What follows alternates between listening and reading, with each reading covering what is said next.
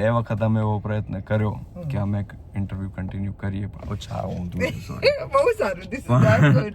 પણ ફોન અમારો સાથ નથી આપી રહ્યો, કારણ કે અવાજ આવા તો ડોલાવી દે છે દેવકીના કારોબારને. 2024 કોઈના માટે સર્વશ્રેષ્ઠ રહ્યું હોય, આખી લાઈફનો સ્કેલ ચેન્જ થઈ ગયો હોય, ગ્લોબલી આખું ગામ કહેતું હોય કે આ ભાઈને ગોતી લો, તો એ વાળ કપાવીને ફરે છે, એટલે તમને એવું ના થાય કે આ કોણ છે. હાય, ગોતી ના શકે એટલા માટે મેં વાળ કપાવી લીધા છે. હેલો, કેમ છે તું? એકદમ મજામાં. Aditya Gadhvi, the rock star, the global star, the Gujarati glocal boy, કેવા બધા જાત જાતના નામ અને દુનિયાભરની સંગીતની સફર. જી 2024 ના અમે લોકો એવા ગણી રહ્યા હતા કે જેને ખરેખર આમ their world has just become different.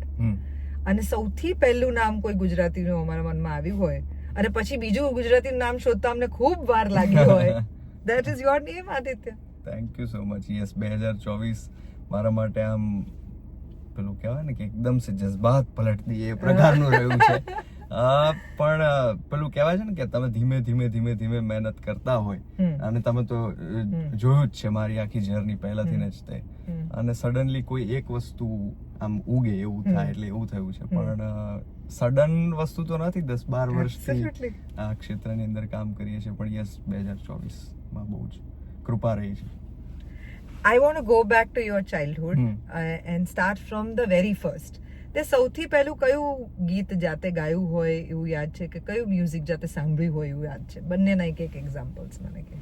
એટલે મને એવું કહેવામાં આવે છે, અને મને થોડું ઘણું યાદ પણ છે, કે હું સાંભળીને 4-5 વર્ષની ઉંમરે, 6 વર્ષની ઉંમરે શિવ તાંડવના 1-2 પેલા છે, હા, એ હું ગાતો હતો.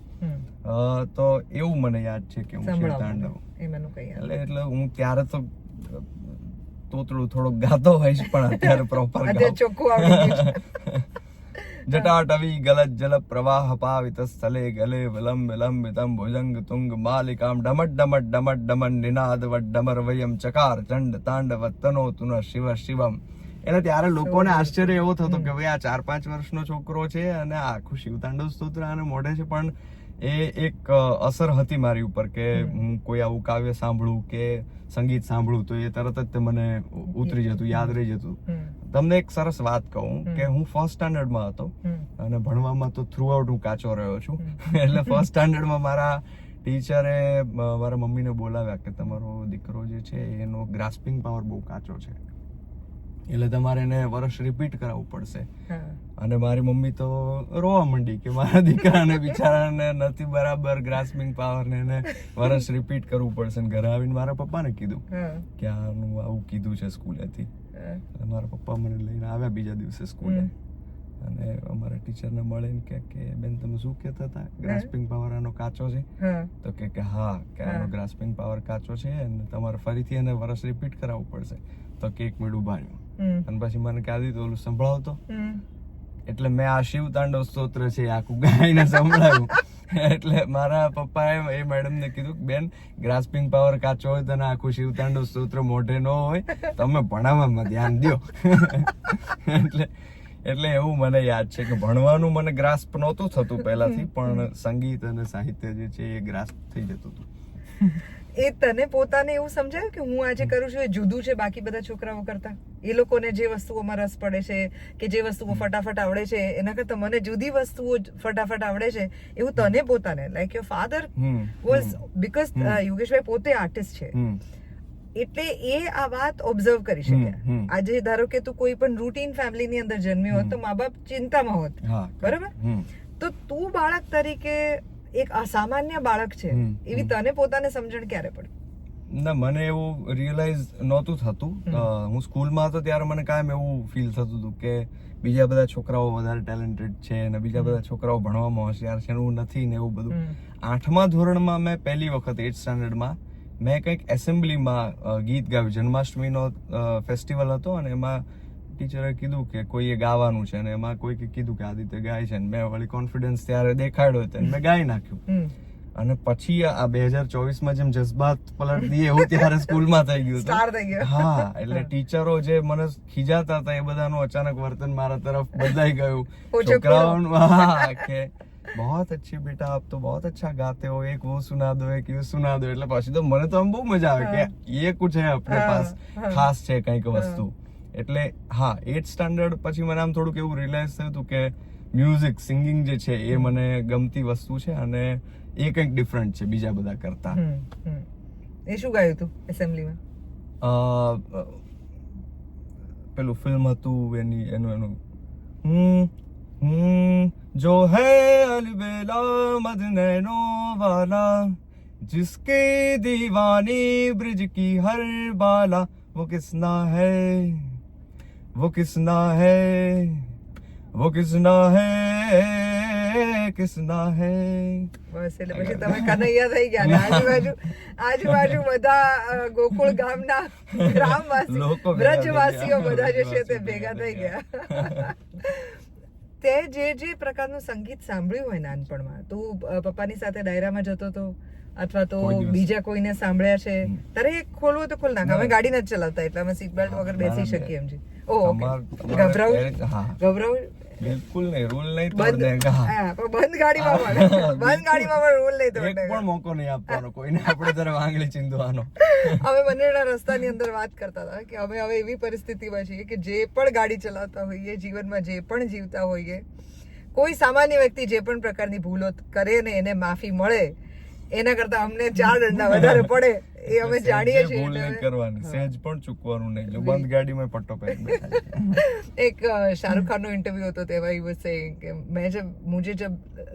मैंने अमित जी से पूछा था कि जब आपको लगने लगे कि आप you have arrived, you know, आप बड़े स्टार बन गए हो, तो आपको क्या करना चाहिए? आपने सबसे पहले क्या सोचा? जैसे मैंने सोच लिया कि अब दुनिया में कोई भी गलती हो, गलती मेरी है. सिर झुका के बोल दो गलती मेरी है. तो शाहरुख के पर अगर गलती ना हो तो भी माफी मांगोगे, तो भी गलती तुम्हारी है. અને બાકી in the stand up he was saying कि बाकी अगर कुछ बहुत ज्यादा हो जाए तो फिर सेल्फी तो है ही. that can restore everything. ઘેર જઈને સેલ્ફી પડાવ્યો હવે. ઓકે, ગોઈંગ બેક ટુ, સો તે તારું મ્યુઝિક જે છે એ તું કહે છે કે પપ્પા સાથે તો કોઈ દિવસ ડાયરામાં ગયો જ નથી? ના, હું કોઈ દિવસ ગયો નથી ડાયરામાં. ઇનફેક્ટ અમારા ઘરે કમ્પ્યુટર આવ્યો અને પછી એ વખતે સીડી નો જમાનો હતો, તો એકાદ બે કાર્યક્રમના ડાયરાની સીડી મારી પાસે આવેલી મારા પપ્પાના, તો એ હું બહુ સાંભળ કરતો. પછી એમને ખબર હતી? હા, એ તો ખબર હતી અમને. એમાં એમને વાંધો નહોતો, ડાયરામાં લઈ નહોતો જવું મને. એ કારણ કે એમને એવું નહોતું ખબર કે હું આ ફિલ્ડમાં આવીશ. ગાવાનો શોખ હતો એ ખબર હતી, પણ એમને એવું નહોતું ખબર કે ફોક મ્યુઝિક ગમશે મને. કે કારણ કે હું એ વખતે બીજું બધું પણ હું સાંભળતો હતો, સૂફી મ્યુઝિક છે કે ગઝલ્સ છે, બોલિવૂડ છે, એ બધું. એટલે એમને એવી આશા નહોતી કે આ ફોક મ્યુઝિક તરફ વળે આજકાલના યુવાઓ. એવું આજનું યુવા ધન જે છે એ લોક સંગીત તરફ કેવી રીતે જઈ શકે? હા, એટલે તું આમ પણ ગુજરાતી સાહિત્ય, સંગીત અને સમાજ માટે ખાસો મોટો આઘાત જ છે. આઘાત છું એટલે you are a beautiful accident, but you are 100% an accident. Yes. તો okay, so he didn't know કે તું કારણ કે હું ઇંગ્લિશ મીડિયમમાં ભણ્યો છું, એટલે એની પણ પોસિબિલિટી નથી. એટલે ઘણી વખત હું ગુજરાતી હું બહુ ફાસ્ટ ટાઈપ કરું કે કંઈક લખું અમુક શબ્દો, તો ઘણા બધા જે ગુજરાતી મીડિયમમાં ભણેલા લોકો છે એ પણ મને આશ્ચર્યથી પૂછે કે તું આટલું જલ્દી ટાઈપ કઈ રીતના કરી લે છે, તું ગુજરાતી લખી કઈ રીતના લે છે. કારણ કે હું ભણ્યો છું ઇંગ્લિશ મીડિયમમાં, પણ હોય કદાચ એ ભાષા પ્રત્યે કે સંગીત પ્રત્યેનું એક તમારું વધારે પડતું લવ હોય તો આવી જાય. એ ખેંચાણ હોઈ શકે અને સાથે સાથે ઉછેર, હા, પણ ઉછેર પણ હોય ને. કારણ કે ઘરમાં માતા પિતાની ભાષાના કયા શબ્દો તમારા કાને પડ્યા છે, એ તમારી સાથે વાત કરે છે ત્યારે કઈ ભાષામાં વાત કરે છે, તમને વઢે તો, તમે રડો તો, જે ભાષામાં તમારી આસપાસના મૂળ તમારા સ્થાયી ભાવ જે છે, જે ભાષામાં કોઈ પણ વ્યક્તિ તમારી આસપાસ એક્સપ્રેસ કરતી હોય, એ શબ્દો બહુ ઇઝીલી પછી તમારી અંદર બેસી જાય. પણ આ અગેન આ રેર છે કે કોઈ અંગ્રેજી માધ્યમમાં ભણ્યું હોય અને એને લોકસંગીત તરફનો પ્રેમ થાય. Was it a well thought decision કે લોકસંગીતમાં અત્યારે જગ્યા ખાલી છે ઇન યોર જનરેશન? ના, સહેજે નહીં. હું તમને એવું હું છે ને શરૂઆતમાં જ્યારે 12th સ્ટાન્ડર્ડમાં હતો, ફર્સ્ટ યર ઓફ કોલેજમાં, ત્યારે તો જે અમારા આજુબાજુના જેટલા પણ છોકરાઓ હતા એની જેમ જ તે મારો પણ ગોલ એવો જ હતો કે બોલિવૂડમાં જવું છે એમ. અચ્છા. હા, અને મેં ઘણા બધા રિયાલિટી શોઝ માટે ઓડિશન પણ આપ્યા, પણ આપણે જેમ ભણવામાં કાચા હતા એમાં પણ ફેલ થયા. ટેલ મી મોર, કઈ પ્રકારના રિયાલિટી શોઝ? આ સારેગામા ને એવા બધા? હા, બધામાં. અને એ તો પહેલા જ દરવાજેથી કે પહેલા રાઉન્ડમાં ના પાડી દેતા હતા. ના પાડી દેતા હતા. તો પણ હવે તો તને સાઇન કરવા માટે એ લોકો કહે છે ને તું ના પાડે છે, એ બધી વાતો મેં સાંભળી છે કે હમ તમારા સબ કોન્ટ્રાક્ટ કરતે થે, અમે તમારી બધી જવાબદારી. કેટલું સરસ. પણ નો, પણ it's a full circle, no, life comes a full circle when you realize કે you thought I was not worth it, I think you're not worth it. ના એવું તો નહીં, પણ મને એની વેલ્યુ તમે જે કહો છો ને એ મને એવું લાગે છે કે હું ચેન્નઈ ગયો ને રેમાસન ઇન્સ્ટિટ્યૂટમાં પછી વધારે થઈ, કારણ કે ત્યાં સુધી મારો ગોલ વધારે હિન્દી ફિલ્મનો કે બોલિવૂડનો, કે જે એ સમયનું સ્વાભાવિક છે કે તમને વધારે આકર્ષણ હોય એના માટેનું, એવું જ હતું. પણ ચેન્નઈ જઈને અગેન પાછું એવું રિયલાઇઝ થયું કે યાર આપણી પાસે જે છે એ બહુ યુનિક વસ્તુ છે. એટલા માટે, કારણ કે સાઉથ જે છે પોતાની ભાષા ને પોતાનું સંગીત અને પોતાના ક્લાસિકલ રૂઢી જે છે એને વધુ પકડી રાખે છે. એ પણ એક અસર ખરી. અને બીજું કે કેએમમાં અલગ અલગ સ્ટેટ્સ થી, બીજા કન્ટ્રીઝ થી પણ સ્ટુડન્ટ્સ આવતા હોય, એટલે બધા પોતપોતાનું કલ્ચર લઈને આવે, બધા પોતપોતાનું યુનિક એક સ્ટાઇલ ઓફ સિંગિંગ લઈને આવે. પછી અમારી ફેકલ્ટી જે છે એ બધા વેસ્ટર્ન ફેકલ્ટી હોય, એટલે એ બહારથી આવ્યા હોય, યુકે થી હોય, યુએસ થી હોય, તો એ બધું જોઈએ ત્યારે આપણને એમ થાય કે આ બધાની વચ્ચે આપણી પાસે શું યુનિક છે. તો આપણને એવી ખબર પડે કે ઓકે, આ હું ગાઉં છું ત્યારે લોકો જોઈ રહ્યા છે, ત્યારે લોકોને બહુ અસર થાય છે. ત્યારે જેમ કે મેં પહેલી વખત ચારણ કન્યા ચેન્નઈમાં ગાયેલું, અને ચારણ કન્યા ત્યાં સમજવા વાળા કોઈ ગુજરાતી નહોતા, પણ છતાંય તે લોકોને એટલું ઇન્ટરેસ્ટિંગ લાગ્યું એ આખી વાર્તા. થોડું ઘણું હું બોલીને સમજાવતો હતો, તો એ બધી વસ્તુઓ મને બહુ ઇન્ટરેસ્ટિંગ લાગી કે યાર આ આપણી વાર્તાઓ છે, આપણું સંગીત છે, એ ક્યાંક ને ક્યાંક તમને એટલું અસર કરી ગયું છે કે તમે જયારે ગાઓ છો ત્યારે એ ભાષા સામે વાળો સમજે કે ના સમજે, પણ એને અસર થાય છે, એ ફીલ થાય છે એને, તમે જે કહો છો. which clearly means and which is very different કે આમાં ક્યાંય પણ માતા પિતાએ મગજમાં એવું નાખ્યું હોય કે મેં આ કર્યું છે તો તું આ કર, કે હું આ શીખ્યો છું તો તું આ શીખ, કે તું આ જાણ, એવો કોઈ ભાર નથી રહ્યો. આ જાતે અંદરથી ઉગેલું છે ઇન ધ રાઈટ સર્કમસ્ટન્સીસ, કે તમને એવું લાગે કે આ બધાની વચ્ચે મારું પોતાનું પોતીકું શું છે. તો એના પછી બધા છંદ ઉપર અને ભાષાની અલગ અલગ જે કરામત આપણી ભાષાની છે એમાં એને શોધવાની શરૂ કરી, કે તારી પાસે કોઈ પાયો બંધાઈ ગયો હતો તું રહેમાન સ્કૂલમાં ગયો ત્યારે? મને રસ તો પહેલાથી હતો, એટલે હું સાંભળતો તો ઘણું બધું, એટલે હેમુ ગઢવીને એટલા મેં સાંભળેલા, પછી નારાયણ સ્વામીના ભજનો હું એટલા બધા સાંભળતો, પછી મારા પપ્પા કે મારા દાદાની સાથે હું જ્યારે પણ બેઠો હોય, મારું એવું નિયમ હતો કે વેકેશન પડે એટલે સીધું સુરેન્દ્રનગર જતું રહેવાનું મારા દાદા દાદી પાસે. એટલે હું મારા દાદા સાથે જ્યારે પણ બેસું ત્યારે આ બધા કાવ્યોની વાત કરે, આ બધા ચારણ કવિઓની વાત કરે, છંદોની વાત કરે, ઘણા બધા પ્રસંગો કે, એટલે એ બધી વસ્તુઓ તો ઓલરેડી અંદર પડેલી જ હતી, એવું હતું. એટલે ત્યાં જઈને પછી એની વેલ્યુ થઈ અને એમાં રસ પડ્યો, એટલે પછી હું જાતે રિસર્ચ કરતો ઘણી બધી વસ્તુઓ, કે ત્યાં જઈને જેમ કે મેં ચારણ કન્યાની વાત કરી, એવી જ રીતના હું એ સમયે તે દલપતરામની કવિતા મહાહેતવાળી છે એ મારા દાદાએ મને સંભળાવેલી, તો મને બહુ ઇન્ટરેસ્ટિંગ લાગ્યું કે 200 વર્ષ પહેલા જન્મી ગયેલા એક કવિ એની કવિતા સ્કૂલમાં શીખવાડતા હતા, અને મારા દાદા 70 વર્ષની ઉંમરે આજે પણ યાદ કરે છે કે અમે પહેલા ધોરણમાં હતા અને અમારા સાહેબ અમને આ ગવડાવતા. તો એ કાવ્ય કેટલું અસરકારક હશે કે જે હજી પણ 70 વર્ષ સુધી પણ એમની મેમરીમાં છે. તો આ કાવ્યને કેમ તમે ફરીથી એક વખત એનું રીડિઝાઇન કરી અને રજૂઆત ના કરો? અને એમાં કોઈ એવો થોટ નહોતો કે આમાં બહુ બધા વ્યૂઝ આવી જાય, બહુ પોપ્યુલર થાય ને વાયરલ થાય. ત્યારે તો હજી social media was also not so big કે આવા કોઈ પણ વિચાર આવે. યસ, સો એ તો એમનામ જ તમે રિલીઝ કર્યું, અને આજે પણ લોકો વિદેશમાં જે રહે છે એ આ ગીત સાંભળીને મને મેસેજ કરે કે અમે અમારી મમ્મીને ફોન કર્યો આ ગીત સાંભળીને, મેં મારી મમ્મીને જઈને હું ભેટી પડ્યો, રડી પડ્યો. એટલે આપણને એવી ખબર પડે કે આ ગીતો કાવ્યો જે છે એની એક કાયમ, જેમ ડાયરામાં અમારે એક વાત કરે છે કે આ લોક સંગીત, આ લોક સાહિત્ય ક્યારે નહીં ગમે માણસને, તો કે જ્યારે સોનાને કાટ લાગશે, જ્યારે સિંહ ખડ ખાશે ને જ્યારે ગંગાજળમાંથી દુર્ગંધ આવશે ત્યારે આ નહીં ગમે. એટલે ટૂંકમાં કાયમ ગમશે. આ કાયમ શું કહેવાય રેલેવન્ટ રહેવાની વસ્તુઓ છે.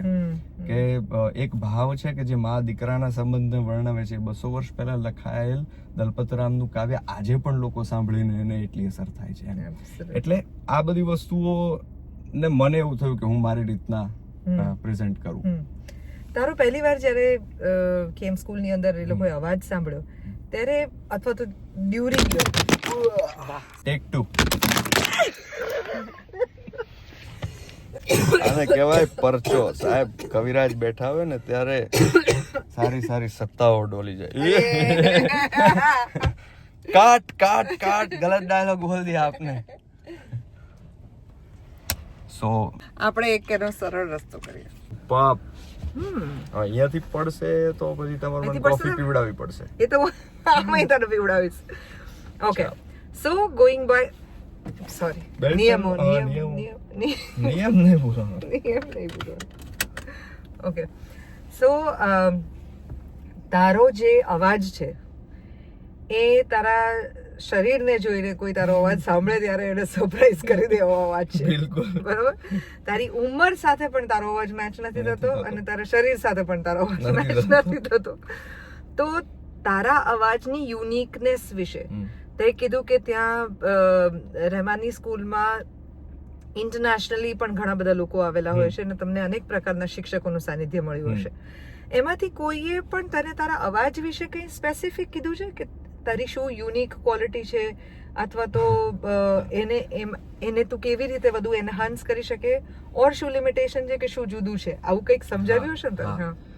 અમારા ત્યાં ઓપેરાના જે એક ફેકલ્ટી હતા જીલ ડેનિઝોટ કરીને, સો એ વોકલ ટ્રેનિંગ બધા સ્ટુડન્ટ્સને આપતા હતા કે કઈ રીતના ઓપેરામાં એ લોકો, તમને ખ્યાલ હશે કે એ લોકો ગાય ત્યારે માઇક નથી યુઝ કરતા. એટલે એની પાછળ એ લોકોના જે ઓડિટોરિયમ્સ બનાવવામાં આવે છે એ પણ એવા હોય છે કે જે 500,000 લોકો, હા અકોસ્ટિક એવું હોય કે 1000 લોકોની વચ્ચે ત્યાં સ્ટેજ ઉપરથી માઇક વગર ગાય તો પણ લોકો સુધી પહોંચે. પણ છતાંય તે એને વોઇસને કેવી રીતના ટ્રેન કરવો કે જેથી તમે વધારે પ્રોજેક્શન સાથે પહોંચાડી શકો, એની ટ્રેનિંગ આપતા. તો એ મારા વિશે એમના સ્ટુડન્ટ્સને કહેતા કે મને બીજા બધાનું ખબર નહીં, સમજાય છે, પણ જે આ છોકરો જે રહ્યો ને એનો અવાજ કઈ રીતના આટલો પાવરફુલ છે એ મને નથી સમજાતો. કે આ લાગે છે તમે જેમ કીધું કે દુબળો પાતળો છે, ઉંમરમાં નાનો છે, પણ આનો અવાજ જયારે ગાય છે ત્યારે આટલો બધો પ્રોજેક્ટ કઈ રીતના થાય છે. પણ મને એવું લાગે છે કે એની પાછળ બહુ વર્ષોથી જે જેનેટિકલી પણ અમારી જે ગાયકી જે છે એ પણ ક્યાંક ને ક્યાંક જેમ ઓપેરામાં એ લોકો ગાતા હોય છે, કારણ કે માઇક્સ તો હમણાં આવ્યા, બાકી માઇક્રોફોન વગર ચારણો છે એ આટલા બધા લોકોની વચ્ચે બોલતા હશે, ગાતા હશે, તો સ્વાભાવિક છે કે એવા ગળા તૈયાર થઈ ગયા છે અમારા કે 7 પેઢી સુધી આવતા જ રહેવા ગળા. બિલકુલ બિલકુલ. એટલે એ તો કુદરતી જ વસ્તુ છે, અવાજ તો સ્વાભાવિક છે કે. તો તું આ પ્રકારની સ્કૂલ ભારતની અંદર છે અને અહીંયા ભણવા જવું છે, આવી બધી ક્યારે અને કેવી રીતે થઈ? મારા એક કઝિન છે, એમણે મને કીધેલું કે મારો ફ્રેન્ડ છે ને, કારણ કે મ્યુઝિકનો શોખ હતો, કોલેજમાં હતો હું, તો હું થોડી ઘણી આવી કોમ્પિટિશન્સમાં ભાગ લેતો હોય તો એ આવીને મને કહેતા હતા કે મારો એક ફ્રેન્ડ છે એ તો રહેમાન જોડે કામ કરે છે, રહેમાનની સ્કૂલમાં છે, હવે કંઈક પડવું ન જોઈએ હો ભાઈ, તો મને કોફી પીવડાવવી પડશે. તો એ મને કાયમ આવું કહેતા હતા કે એ ત્યાં ભણે છે, ત્યાં આમ કરે છે. તો મને બહુ આમ રસ પડતો એ વાતમાં કે શું હશે ત્યાં રહેમાનની કોલેજમાં. યાર રહેમાન સર તો ઓબ્વિયસલી બધા માટે ઇન્સ્પિરેશન છે અને મ્યુઝિકમાં હોય ત્યારે ખાસ. તો મને એ વાત મગજમાં હતી, પણ હું ડાયરાના ક્ષેત્રમાં કંઈક કુદરતી રીતના આવી ગયેલો, અનપ્લાન્ડ રીતના, એક્સિડેન્ટલી, અને પછી મને કંટાળો આવ્યો 1-2 વર્ષ પછી કે મારે કંઈક નવું કરવું છે. અને હું કંટાળી બહુ જલ્દી જઉં છું, મારું એવું છે મિત્રો કે હું કોઈ પણ વસ્તુની અંદર હોઉં, ક્ષેત્રની અંદર હોઉં તો હું બહુ જલ્દી કંટાળી જાઉં છું. તો ડાયરામાં એવું થયું કે મને એમ થયું કે મારે કંઈક નવું કરવું છે, અને ત્યારે મને આ વિચાર આવ્યો કે આ રહેમાનની સ્કૂલ વિશે જે આપણે કીધું હતું, પણ મને બિલકુલ એવો કોન્ફિડન્સ નહોતો મને ત્યાં સિલેક્ટ કરેલો એડમિશન મળશે. પણ હું ગયો અને મને સિલેક્શન મારું થઈ ગયું, ઓડિશન લીધું, ઇન્ટરવ્યુ લીધું, અને એવી રીતના મારે જવાનું થયું. તો પછી પછી ઇન્ટરેસ્ટિંગ વસ્તુ એના પછીની છે એ કહું નાસ તો તમને કહું યસ પ્લીઝ. પછી હું અહીંયાથી હોંશે ગયો અને પહેલા જ દિવસે હું પાછો આવી ગયો અમદાવાદ કે મને નથી ફાવતું અહીંયા એક જ દિવસમાં? એક જ દિવસમાં. કારણ કે હું અત્યાર સુધી અમદાવાદમાં રહેલો, ગુજરાતની બહાર ક્યાંય નીકળેલો નહીં. અને ચેન્નઈ ગયો એટલે આખું ફૂડ અલગ, વાતાવરણ અલગ, ભાષા અલગ, અને ઘર સે દૂર ને આખું આમ કમ્ફર્ટ ઝોન માંથી બહાર. મમ્મી મિસ થાય કે ન થાય, ચા મિસ થતી હતી મને કે ચા નથી મળતી અહીંયા તો. અને ખાવાનું અલગ ને આખો એ ઝોનમાં હું હતો 2-3 દિવસ, અને પછી હું પાછો આવતો રહ્યો. અને મેં કીધું મારે નથી જવું ત્યાં પાછું. પછી ડેડીએ કીધું કે ભાઈ જવું તો પડશે, અમે જાતે જ ડિસિઝન લીધું હતું કે જવું છે ત્યાં, તો હવે પૂરું તો કરવાનું જ છે એમ. એટલે એવું નતું કીધું પૂરું કરવાનું છે, પણ કે તું જા અને થોડોક ટાઈમ રહે, તને ન ફાવે તો તું પાછો આવી જજે. એટલે પછી એવી રીતના મને ઇન્સ્પાયર કર્યો અને હું ત્યાં ગયો. અને પછી તો એટલું બધું ફાવી ગયું કે અત્યારે પણ હું ફિલ્ટર કોફી પીવું છું અહીંયા અમદાવાદમાં. મેં અત્યારે શરૂઆતમાં પૂછ્યું કે આપણે આ ઇન્ટરવ્યુ કરીએ પછી તને કંઈ ખાવું છે, પીવું છે. સો એક એને એચએલના વડાપાઉં બહુ ભાવે છે. એ અમારા બંનેનું હવે કોમન ફેવરેટ નીકળ્યું છે. કારણ કે હું ઝેવિયર્સમાં ભણતી હતી ત્યારે અમે ત્યારથી જે અમે એચએલના વડાપાઉં ખાવાનું શરૂ કરેલું તો હજી સુધી એ જ બરાબર ચાલે છે. અને બીજું એને ફિલ્ટર કોફી ભાવે છે, which is a new thing for me, કારણ કે હું દૂધ વગરની કોફી પીઉં છું. પણ તું ફિલ્ટર કોફી પીએ છે એ જાણીને મને મજા પડી. તો તમે પીશો તો ખરા ને? નહીં પીવું. અરે યાર, તો શું, અમે લેક્ટોઝ ઇન્ટોલરન્ટ ઓ છીએ. અચ્છા. તો એમને તમારે દૂધ વગરની મગાવશો. એ બરાબર છે. સો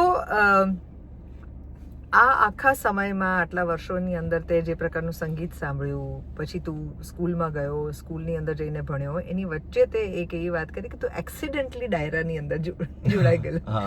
આપણે તો મેં તું કઈ કીધું ને સ્કૂલમાં કે ભણ્યો, કઈ કોલેજમાં ભણ્યો? સેન્ટ કબીર સ્કૂલમાં ભણ્યો. એચએલ વડાપાઉંની ગલી છે ને એની સામે નવરંગપુરા, એટલે ત્યાંથી હું ઘણી વખત જતો. સામે ત્યાં 7 રૂપિયાનું મળતું હતું વડાપાઉં, ત્યારથી હું ખાઉં છું. હવે 130 નું થઈ ગયું. હા, એવું બિચારાનું તમે ક્યાં જાય. પણ છે, he deserves it. કાટ આપો એને 130 રૂપિયા. એ સાચું બટર વાપરતો હોય તો આપો એને.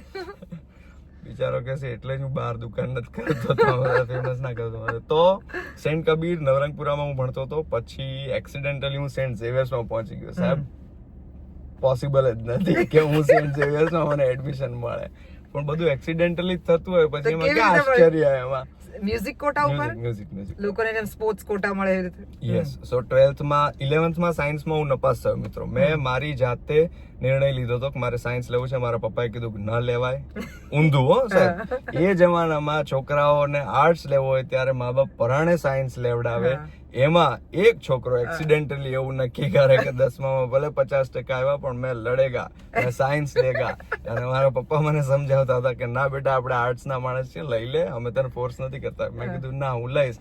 11મા ધોરણમાં 3 મુખ્ય વિષયમાં હું ફેલ થયો, ફિઝિક્સ, કેમિસ્ટ્રી અને મેથ્સ. પછી સ્કૂલેથી મને બોલાવડાવવામાં આવ્યો, મારા મમ્મી પપ્પાને બોલાવવામાં આવ્યા કે આ છોકરાને રિપીટ કરાવો. પહેલા ધોરણ વાળી વાત ફરીથી થઈ. અને પછી મને પાછું કહેવામાં આવ્યું કે કાં તો રિપીટ કરો અને કાં તો આર્ટ્સમાં જતા રહ્યો. એટલે મેં કીધું સારું, જતો રહું છું. એટલે મને મોકલી દીધો. આર્ટ્સમાં કોઈ સ્કૂલમાં મને એડમિશન નહોતું મળતું, એટલે એક્સટર્નલમાં મેં એડમિશન લીધું. ઘરે બેસી રહેતો હતો એટલે કંઈ કરવા માટે હતું નહીં, આર્ટ્સમાં કંઈ ભણવાનું હોય નહીં. એટલે સપ્તક સ્કૂલ ઓફ મ્યુઝિકમાં મેં કીધું લાવો ને આપણે શીખવા તો જઈએ ઇન્ડિયન ક્લાસિકલ શું છે. એટલે ઇન્ડિયન ક્લાસિકલ શીખવાનું શરૂ કર્યું. 2 વર્ષ માટે થઈને મેં ઇન્ડિયન ક્લાસિકલ હું શીખ્યો. એ દરમિયાન મારી સાથે સેન્ટ ઝેવિયર્સના એક પ્રોફેસર આવતા હતા શીખવા માટે થઈને, ત્યાં જ તે. એ મને કહે કે તું શું કરે છે? મેં કીધું 12મા ધોરણ આર્ટ્સમાં છું. તો મને કે સેન્ટ ઝેવિયર્સમાં તારે એડમિશન લેવું છે, તું આવતો રહે કે તું સેન્ટ ઝેવિયર્સમાં. અરે મેં કીધું હું પાસ થઉં તો ને મનમાં મેં કીધું પાસ થવાના જ ફાફા છે. એટલે હા, પણ પછી મને એમણે કીધું કે તું આવતો રહે, મ્યુઝિક. આ કયા પ્રોફેસરની વાત કરીએ છીએ આપણે? રાજેશ અય્યર, ફિઝિક્સ. તમે ઓળખો છો એમને? ઓફકોર્સ, કારણ કે અમને યુથ ફેસ્ટિવલમાં દરેક વ્યક્તિને ચૂઝ કરવા માટે Rajesh Iyer used to be the professor કે જે ડિસાઈડ કરશે મ્યુઝિકમાં who will go ahead. Correct. So એમણે મને કીધું કે અહીંયા, અને મને કોઈ આઈડિયા નહોતો ઝેવિયર્સ, કારણ કે ઝેવિયર્સ હંમેશા લોકોનું આમ ડ્રીમ હોય ને, કારણ કે ત્યાં આ બધી એક્ટિવિટીઝ થતી હોય, આર્ટની ને બધી, સ્પોર્ટ્સની ને બધી જ તે. એટલે મને તો એવું સપને વિચાર નહોતો કે હું ઝેવિયર્સમાં જઈશ, પણ પહોંચી ગયો એક્સિડેન્ટલી. અને પછી એક્સિડેન્ટલી ત્યારે જ તે હું આ રિયાલિટી શોઝમાં ભાગ લેતો હતો, એમાં ક્યાંય હું સિલેક્ટ ના થયો. અને એ દરમિયાન એક ગુજરાતી ફોક મ્યુઝિકનો રિયાલિટી શો આવ્યો, અને એમાં મેં શોખ માટે થઈને, કારણ કે મારો ઇન્ટરેસ્ટ નહોતો કે હું ગુજરાતી ફોક તરફ જઉં કે ડાયરા તરફ જઉં. अपन तो अरिजीत सिंह बनने वाले थे. હા, ત્યારે અરિજીત સિંહ अरिजीत નહોતો, होता પણ नहीं. हाँ. ત્યારે કોણ હતું? કે શાન, સોનુ નિગમ, સુનિધિ ચૌહાણ, કૈલાશ ખેર મારું બહુ જ ઇન્સ્પિરેશન હતા, કારણ કે મને એવું લાગતું હતું કે મારો અવાજ થોડો એવો છે તો થઈ શકે, આપણી પોસિબિલિટી છે, જોવો ને જરાક. એટલે પણ ના થયું. અને આ ફોક મ્યુઝિકના શોમાં મેં એમના શોખ માટે ભાગ લીધો, લોકગાયક ગુજરાત, અને એમાં આગળ જતા એ વખતે ટીવી ઉપર ટેલિકાસ્ટ થતો હતો અને ગુજરાતભરમાં લોકો એને જોતા હતા અને એનો હું વિનર બન્યો. એટલે વિનર બન્યો એટલે લોકોના ફોન આવવાના ચાલુ થયા કે અમારે ત્યાં ડાયરો છે, તમે આવશો. એટલે હું તો पहले पप्पा પાસે ગયો નોટ લઈને કે ડાયરા કેસે બનાતે હૈ वो तो बताओ. હા, એટલે થોડું ઘણું તો આવડતું હતું, એટલે મેં કીધું હા કરશું. એટલે એવી રીતના પછી કીધું તે ઘરે જઈને ફર્સ્ટ ટાઈમ બ્રેક કેવી રીતે કર્યું કે આપણને ડાયરાની ઓફર આવવા માંડી છે? એ તો એમની સામે જ ફોન આવેલો હોય ને, એટલે હું પૂછ્યું મને ડાયરા માટે ફોન આવે છે, હું શું કરું એમ. તો કે હા કરાય, કે તારે જે કરવું એમ કરાય. એટલે પછી મેં એવી રીતના શરૂઆત કરી ડાયરાઓની, અને 1-2 વર્ષ સુધી મેં ડાયરાના ક્ષેત્રમાં ગાયું બધે જ. પહેલો ડાયરો કઈ જગ્યાએ થયેલો? ટ્રેક્ટરની ટ્રોલી ઉપર મેં પહેલો ડાયરો કરેલો.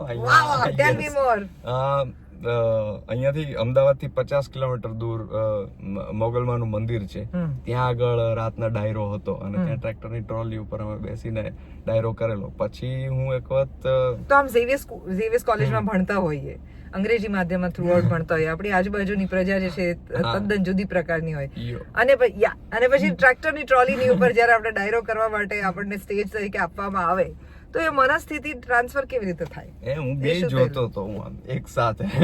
તો પણ એ પહેલી વાર એક સાથે એવું કંઈક વચ્ચે કોઈ ખચકાટ હતો કે it was a very smooth transition for you?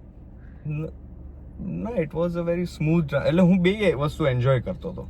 હા, એટલે મને એવું કોઈ મારું પ્રેફરન્સ નહોતું કે મારે આજ કરવું છે. તને એવો શોખ નહોતો લાગ્યો કે અરે યાર હું તો યાર નહીં યાર ઓર નહીં ઇધર નહીં? એવું ક્યારેય નહીં. How lovely is that? Yes. તો એની તો મજા હતી. એટલે હું, કારણ કે મને યાદ છે ને કે હું પછી મારા પપ્પાના ડાયરામાં તો હું કોઈ દિવસ સાથે નથી ગયો, એટલે હું ડાયરાઓ જોવા પણ નહોતો ગયો. પણ પછી જ્યારે સ્કૂલ 11th-12thમાં આવ્યો, કોલેજમાં આવ્યો, ત્યારે પછી મેં ડાયરાઓ જોવા જવાનું રીતે શરૂ કરેલું. એટલે હું પોતે શોખીન હતો કે હું સાંભળવા જઉં, કીર્તિદાનભાઈને કે બીજા બધા કલાકારોને, ગાયકોને હું સાંભળવા જતો ખાસ, કે મને મજા આવતી એ ફિલ્ડમાં.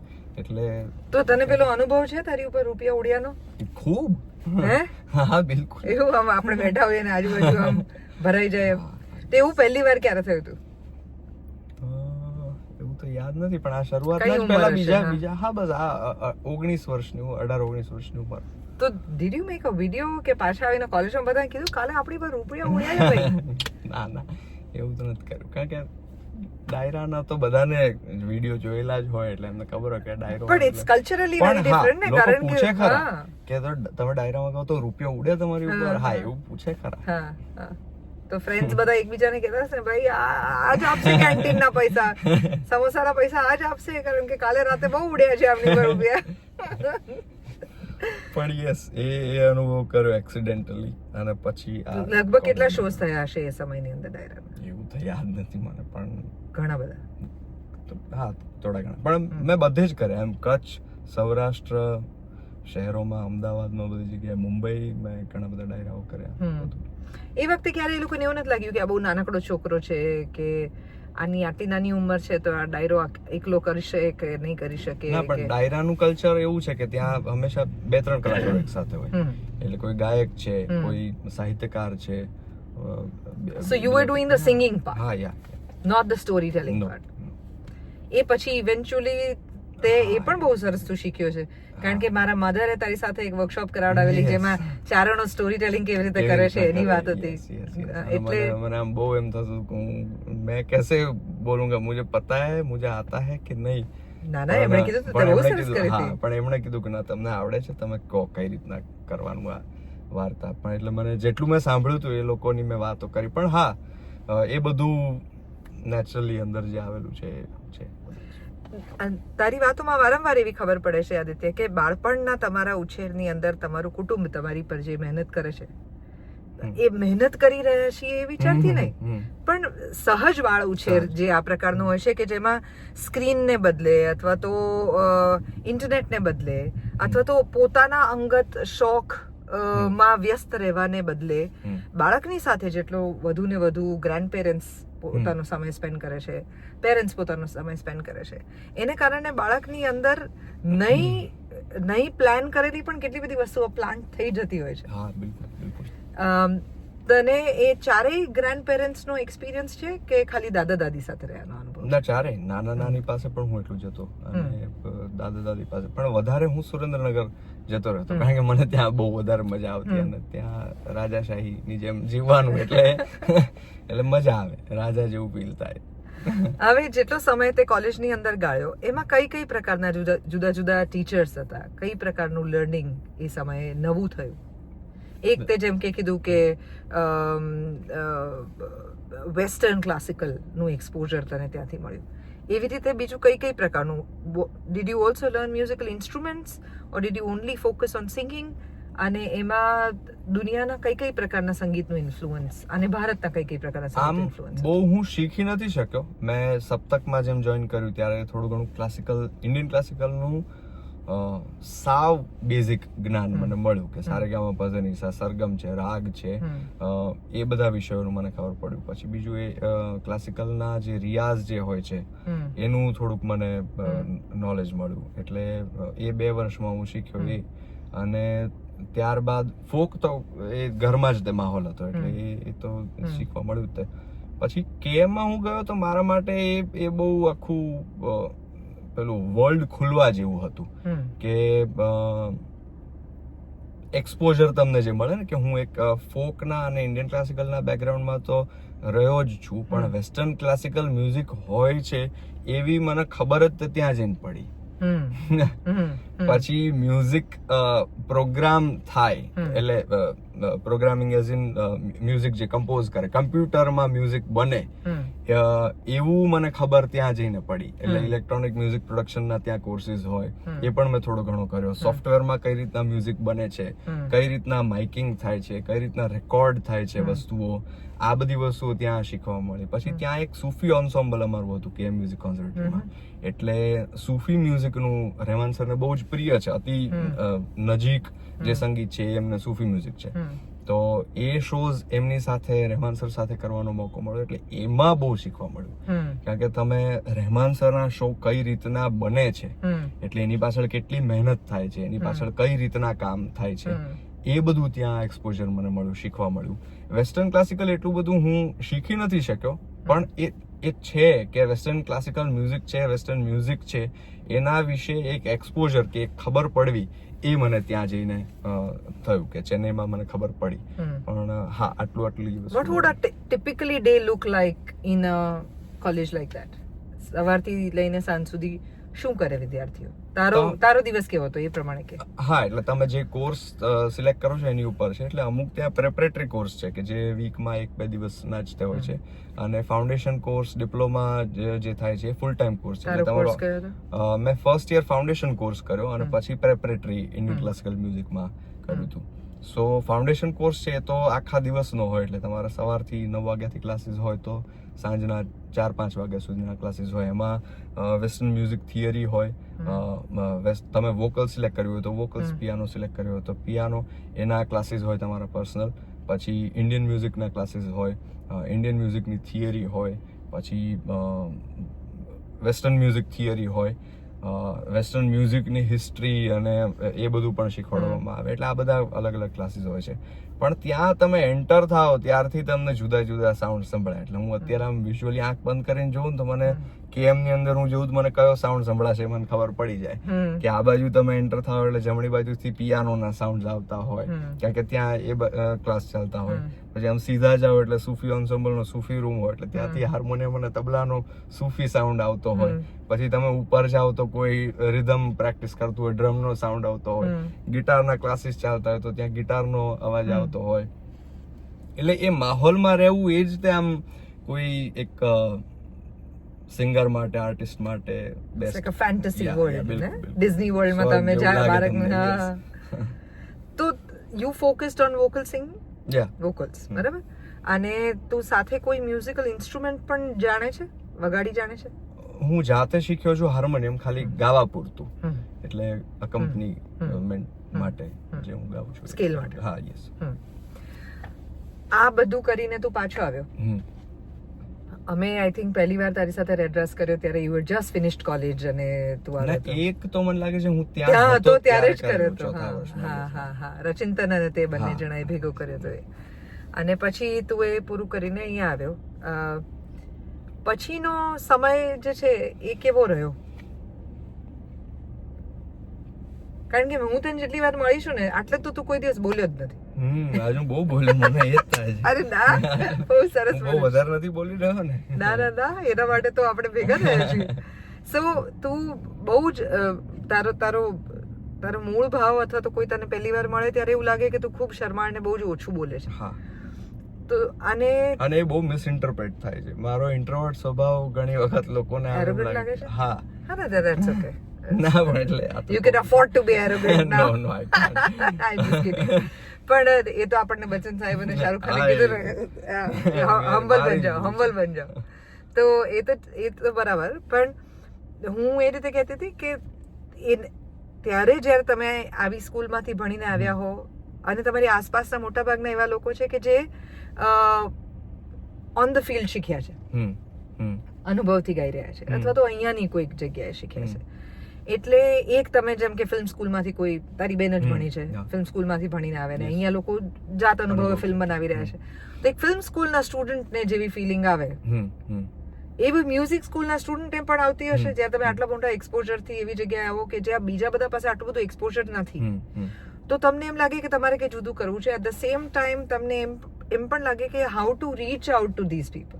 એ લોકો કેવી રીતે મને જુદી દ્રષ્ટિએ જોઈ શકશે કે મારી પાસે કંઈક જુદું ઓફર કરવા માટે છે. આવી કોઈ આવું કોઈ સ્ટ્રગલ થઈ છે શરૂઆતમાં? બિલકુલ. એટલે એ અસરના કારણે જ તે મેં જે કોન્સર્ટ્સ ચાલુ કર્યા એનું જ કારણ છે કે રહેમાન સરની સાથે જે 3-4 વર્ષમાં અમે જે શોઝ કર્યા, એ કોન્સર્ટ્સ કર્યા, એમાંથી ઘણું બધું શીખવા મળ્યું કે કઈ રીતના આ બધી વસ્તુઓ થતી હોય છે. સો મને ત્યારથી એવી ઈચ્છા હતી કે ભાઈ કેએમમાં ગયો ત્યારથી ખબર પડી કે ભાઈ આપણી પાસે આ યુનિક વસ્તુ છે, તો એને કઈ રીતના હું આ રીતના પ્રેઝન્ટ કરું. સો કોન્સર્ટ કરવાનો થોટ એ ત્યાંથી જ તે હતો અને ત્યાંથી આવ્યા પછી એને એક્ઝિક્યુટ કરવાનો પ્રયત્ન કર્યો. એટલે ગુજરાતી કોન્સર્ટ કે ગુજરાતી ફોક કોન્સર્ટ કે એ જે થોટ છે એ ત્યાંથી આવ્યા પછી થયું. એટલે સ્ટ્રગલ તો હોય જ, કારણ કે લોકો સમજે નહીં ને કે ગુજરાતી કોન્સર્ટ એમ કોણ જોવા આવે, આવું કેમ કરવું ને, આ કોણ જોવા આવશે. એમ પહેલા તો એ માણસોને ચિંતા હોય કે પૈસા નાખવાના આમાં અને આ ટિકિટ કોઈ ખરીદે કે નહીં. એટલે મને પોતાને એવું હતું, એટલે મારે પોતાને પણ ટેસ્ટ કરવું હતું કે બધા કે બહુ તો ગરબા કરો એમ. હા, એમ ના, સૂફી શો કરો ને. બોલીવુડ નથી ચલાવતા અમે ગાડી ભાઈ, એને કમ્ફર્ટેબલી બેસવા દો, એટલો ન ગભરાતું. આપણે કાઈ ખોટું નથી કરી રહ્યા. હા, અમે કઈ ખોટું નથી કરી રહ્યા. તો હવે હું પલોઠી વાળી. આ યસ, ચલ આપણે બંને જણા એવું કરી. હા, તો સૂફી શો કરો ને, બોલીવુડ શો કરો, એ જોવા આવશે. મેં કીધું ના, મારે આ ગુજરાતી ફોક કોન્સર્ટ કરવો છે. અને પછી મારે પોતાને પણ ટેસ્ટ કરવું હતું કે ધારો કે હું મારો શો અનાઉન્સ કરું અને ટિકિટ રાખું, તો પૈસા ખર્ચીને મને સાંભળવા કેટલા લોકો આવે, મારે એ જોવું છે. કારણ કે ત્યાં સુધી તમને ના ખબર પડે, તમને પોતાને કોન્ફિડન્સ ના આવે. એટલે પહેલો શો એવી રીતના અમે શ્રેયસમાં કરેલો અને એ વખતે મારા માટે પણ આશ્ચર્ય હતું અને લોકો માટે પણ આશ્ચર્ય હતું કે એ શો સોલ્ડ આઉટ થઈ ગયો એમ. એટલે ભલે 1500-2000 નું ઓડિયન્સ હતું, એ પણ એ વખતે મારા ફર્સ્ટ શો, મારો ફર્સ્ટ કોન્સર્ટ હું કરતો હોય, ટિકિટેડ શો કરતો હોય, એમાં ટિકિટ્સ સોલ્ડ આઉટ થઈ જાય, એ મારા માટે પણ બહુ આશ્ચર્યની વાત હતી. પણ એનાથી મને વોટ ડુ યુ થિંક? હા, સો એ જ હું કહેવા જતો હતો કે મને એ ખબર પડી કે લોકોને તો જોઈએ જ છે, આ કોઈ કરવા વાળું નથી, આ એક્સપેરિમેન્ટ કરવા વાળું કોઈ નથી, એટલે નથી થઈ રહ્યું. બાકી લોકોને તો આ સાંભળવું જ છે. ઘણા બધા એવા યંગસ્ટર્સ છે કે જે હવે આ આખી જર્ની દરમિયાન તમે જેમ વાત કરી એમ કે સોશિયલ મીડિયાનો પણ ગ્રોથ થયો છે, આપણા મોબાઈલમાં મ્યુઝિક દુનિયાભરનું અવેલેબલ થયું છે, એટલે હવે તમે કોઈ પણ ઓડિયો પ્લેટફોર્મ ઉપર દુનિયાભરનું સંગીત સાંભળી શકો છો. એની વચ્ચે તમે તમારું ગુજરાતી સંગીત સાંભળો છો તો તમને એ જ લેવલનું મળે છે કે નહીં? તમે અરિજીત સિંહનો કોન્સર્ટ જોવા જાઓ છો કે કોઈ ઇન્ટરનેશનલ સ્ટારનો કોન્સર્ટ જોવા જાઓ છો તો એ જે લેવલનું પ્રેઝન્ટેશન હોય છે એ તમને ગુજરાતીમાં તમારું મળે છે? નથી મળતું. એટલે એ દરેકને જોઈએ છે પોતાની ભાષાનું સંગીત મારે પણ આ રીતના સાંભળવું છે. સો એ તો ઓડિયન્સ પાસે તો છે જ તે થોટ, પણ કોઈ પ્રેઝન્ટ કરવા વાળું નહોતું. એટલે આઈ થિંક એ અમે કર્યું અને લોકોને એ ગમ્યું અને એની પાછળની અમારી ઘણી બધી મહેનત હતી. અને એ જે અમે એક્સપિરિયન્સ જે કે રચિંતન છે કે અમારી સાથે કીર્તન બ્રહ્મભટ્ટ છે, આ બધા લોકો એવા અનુભવી લોકો છે કે જેને ખબર છે કે કઈ રીતના મ્યુઝિક અરેન્જમેન્ટ થાય. એની પાછળ અમે દિવસોના દિવસો મહેનત કરીએ છીએ અને પછી પ્રેઝન્ટ કરીએ છીએ.